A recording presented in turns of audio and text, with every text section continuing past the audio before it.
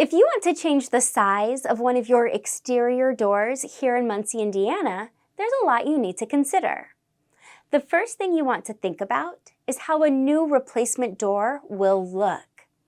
Looks are one of the most common reasons for changing your door size. The new door should look good with the rest of the house. The proportions shouldn't look weird, and the top of the door should line up with the top of nearby windows. How will the replacement door look from the inside of your house?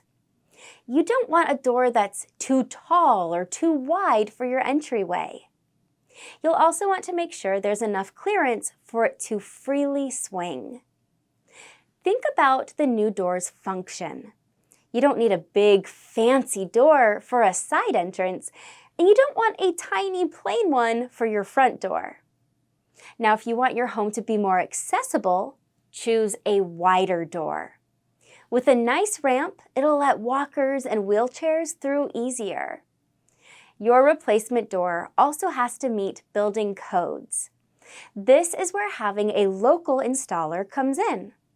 A good local company will know all of the codes that apply to homes in your area. Whatever size door you choose, don't try and resize the door frame yourself. It's important to hire professionals to make sure that you're without a door for as little time as possible.